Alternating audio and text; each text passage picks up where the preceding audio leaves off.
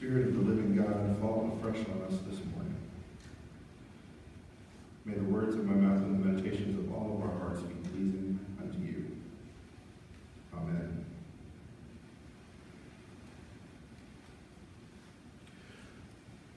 So, those of you who grew up with a sibling or had more than one child, so had children that are siblings with each other, can probably relate to the road trip with the siblings in the back seat. And inevitably, I think it's foreordained to happen, a line gets drawn. This is my side. And then, not long after that, comes the, Mom, she's on my side!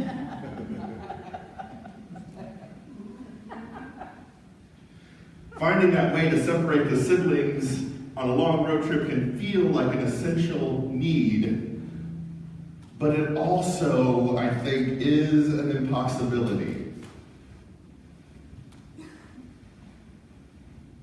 I think one of the strengths of our country is the idea of the separation of church and state. It's a tenet of our country's laws, and it's important. It's important for true freedom of religion, which is something that we are guaranteed, and which played a large role in the formation of our country as people came to this new land because they were unable to truly practice their own religious beliefs back where they had come from.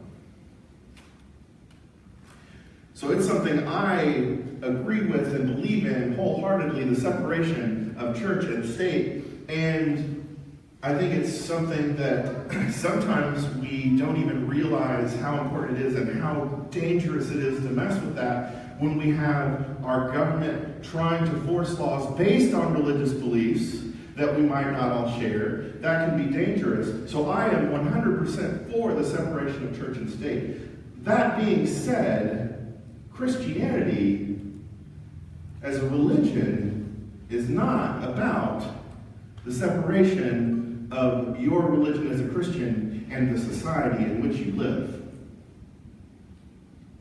We are not following our Christian calling by separating from society. We're also not following our Christian calling if we just integrate fully into society and never challenge or subvert societal norms that go against our Christianity.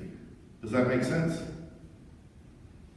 Separation of church and state is important, but as Christians, we aren't called to have two separate lives. Our social, societal, state life and our Christian life. That's important, and I think sometimes it's easy to do that. Oh yeah, I'm a Christian, I go to church on Sunday mornings. Well, are you only a Christian when you walk in those doors on Sunday mornings? I hope not. That would kind of defeat the purpose a little bit. And this idea of how do we fully live as Christians while integrated into a society that is not Christian. And I hope we all are aware that America is not and never has been a Christian nation. So the idea of how do we fully be Christians but live in and amongst a society that is not. That tricky place, that odd juxtaposition is where our scripture is from this morning.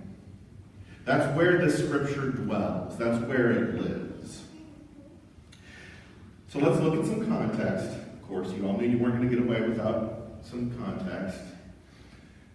Now, the gospel writers telling this story to their audience, this is a story that really means something. Because where they are post-Jerusalem being sacked by the Roman government, the temple being destroyed, in large part because of the Jewish zealots.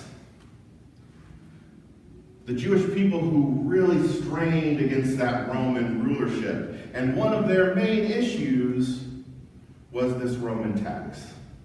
Because you see, the denarius, which we have on the screen, thanks to Ryan, has both Caesar's head and calls him the Son of God. It recognizes him as divine. So in Jewish law, that's illegal. You can't have something that's clearly idolatrous on your person, much less use it. So the Jewish zealots were really against this idea. Now, meanwhile, the religious elite are benefiting from Roman rule and their place in it.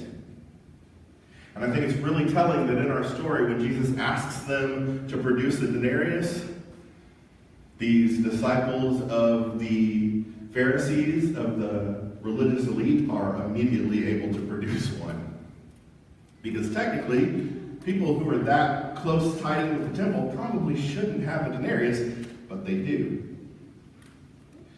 So Jesus is in a difficult place when this question is asked, because either he's going to side with paying the tax and thereby alienating this zealot group who are kind of into what he's saying and listening, and he's gathering this big following, and that's scaring people. So he's either going to alienate this following that he has, and thereby be pretty easy to take care of because nobody's going to care anymore because they won't like him anymore because he sided with the emperor. Or he's going to side with these rebellious zealots. And now we have a reason to arrest him. Look, he's on the side of those crazy zealots that we're all worried about. We've got a legitimate reason to arrest him now. So it seems like Jesus is in a position where there's no way out of this. Well, if you notice, Jesus doesn't actually answer the question. He says, give to Caesar what's Caesar's, give to God what's God's. Okay, what does that mean? What does that mean? What he's really doing is kind of subverting the issue a little bit. Jesus is acknowledging and recognizing that we are members of society, and therefore we do have to take part in society.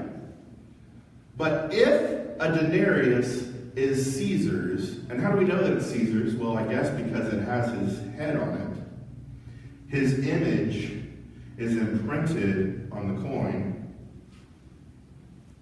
Then how do we know what's God's? Well, luckily Genesis 1 tells us that God's image is imprinted on all of us. See what just happened there? Give to God what is God's. What's not God's? God's image is imprinted on us. We were created in the image of God, Scripture tells us. Give to God what is God's. Well, that's everything. So yes, we are involved with society. It's not unlawful to pay taxes. If you were hoping I was going to tell you come April 15th that as a Christian you could go ahead and ignore your federal income tax, unfortunately that isn't the message this morning. It's kind of the opposite. So don't say that your pastor told you. I will not back you up when the IRS comes after you. But what Jesus did with his answer, besides saying, yes, it is lawful for us to take part in society, to be a part of the society in which we're a part, he also makes sure that we recognize the deeper underlying issue. What belongs to God? All of us. Everything. Maybe the better question would be, what doesn't belong to God? So yes, we interact with and we participate in society because it's impossible not to. It's like trying to separate siblings in the back of a car on a long road trip. It's impossible not to. But we only take part in society to a point. We can be part of society as long as we are also fully committed to God. As long as we are also fully committing to God what already is God's. As long as we are subverting selfishness, as long as we are overturning the power structures that hold others down, as long as we are working to turn right side up everything that the world, that humanity, that society has turned upside down. So yes, give to Caesar what is Caesar's, and give to God what is God's. This is not an either or, right? This isn't a some stuff belongs to Caesar, some stuff belongs to God. There's stuff we have to do in society, but everything belongs to God. So Jesus isn't setting up a give to Caesar what is Caesar's one side, give to God what is God's on the other side. There's give to Caesar what is Caesar's, give to God what is God's. That's a more important underlying point. The first, give to Caesar what is Caesar's, only works while you're also recognizing, it's not an easy answer, is it? We're still in a difficult situation of how do we recognize how much we should integrate and live and deal with society as it is while being Christian. Jesus really didn't answer the question. He absolutely stepped away from the trap. Did so beautifully. But what he really did was make us even more confused. And so for the audience that's hearing that, living now in a time post Jerusalem being sacked by the Roman Empire, there's probably even less wiggle room for the original hearers of this story as told by Matthew, because being Christian for them could literally be a death sentence. And they recognize that difficulty. And so it's good to have that understanding that yes, it is legal to be part of society. It's lawful, I should say. But at the same time, there's something more to being a Christian. And sometimes that means risking your life. Sometimes that means society will be out to get you. Because being Christian is really about upturning that comfort that society is meant to give us. Well, not all of us, unfortunately. Meant to give those in power. Meant to give those with the comforts of society already. It's interesting to me when we've seen when and where Christianity really explodes. Right now it's happening in South America and Asia, while mainline and other denominations, numbers in America are slowly falling. And how even though in the times of slavery, white American slave owners were using Christianity to back up and legitimize slavery, Christianity was exploding among the slaves. Because when they read the gospel, they saw what was really there. The idea of upturning the way society is, the lesser than, the lower than, the ones that society doesn't see as equal, God does. Christianity is about bringing all those down here up here. And for society that is really comfortable up here, in part because all these are down here, that's not a pleasant idea. So yes, it's lawful to be part of society, but as a Christian, we're also subverting society. Give to God what is God's is more important, and makes giving Caesar what is Caesar's when appropriate a little harder than it might sound. So how do we figure that out? Well,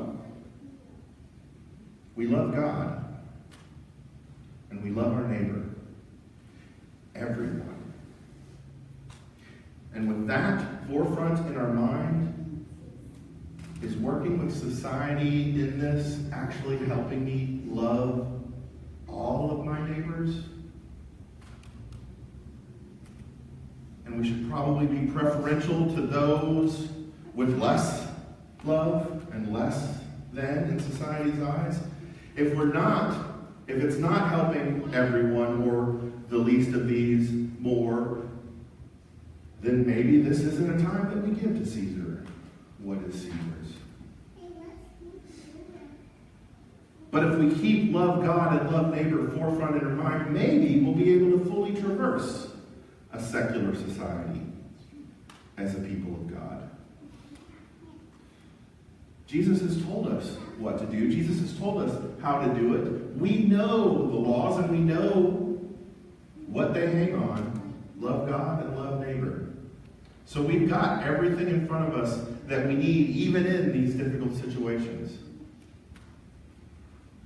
It's not saying it will be easy, but I am saying it's possible, and that we can live as Christians, even in a non-Christian society. I'm not sure how to handle the siblings in the back seat. We're going to have to leave that one to God. The rest, though, is on us.